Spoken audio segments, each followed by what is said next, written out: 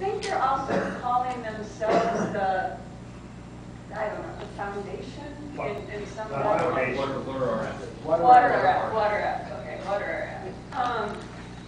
So these collaborations are extremely important to us and beneficial as well because they provide us with co-funding for diverse and timely projects that are relevant to the ratepayers of New York State. And I'm not sure if folks know how NYSERDA operates, but the bulk of our funding is not derived from the state legislature, but rather from a surcharge on the transmission and distribution of electricity in the state, and specifically the 6 investor-owned utilities in the state. These collaborations are also very important because they provide us with access to worldwide subject matter expertise. And finally, the outcome of these projects are typically very robust reports with both information and data that has been vetted by this wealth of expertise.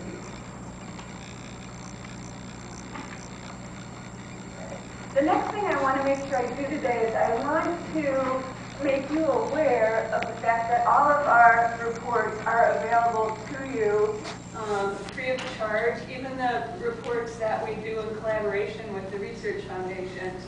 And this is how you would get to those reports. And this is the page that you would get if you typed in this very lengthy URL.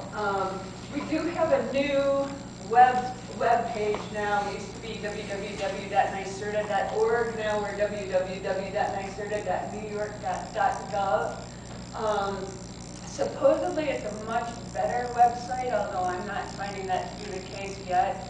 So if you're interested in any of these reports or looking at some of the other things that we have offered through this website, there are a variety of case studies, presentations, tools, and material. I recommend, do some work trying to get there. If you can't, give me a phone call or email, and I'll give you that information at the end of this presentation. The other thing I wanted to do in this talk is to make you aware of the fact that we can provide co-funding to you if you are looking to submit proposals to RFPs that are issued by the research foundations or, for example, NSF or the EPA. Of course, the component that we would cost share would have to be relevant to some energy topic. And I would ask for you to contact me a good 4 to 6 weeks before the proposal is due, because what I'll need to do is go to my management, get the approval, a letter of support that's typically associated with some dedicated amount of cost sharing, which we can provide to you and you can put in your proposal. And then if your proposal is competitively selected through the procurement process, we would provide you with that cash cost sharing. This is a project that came to us that way. This team was responding to an RFP put out by the then AWARF. The company was CDH Energy. They're a New York State company. This tool, or this index that they developed, ultimately became the basis of EPA's portfolio manager tool. And here's the EPA's website, and this is how you can get to the tool.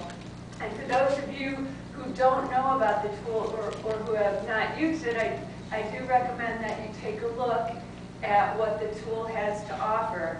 So if you're a manager of a water or a wastewater treatment facility, you can use this portfolio manager tool to track energy use, energy costs, and also associated carbon emissions at your facility.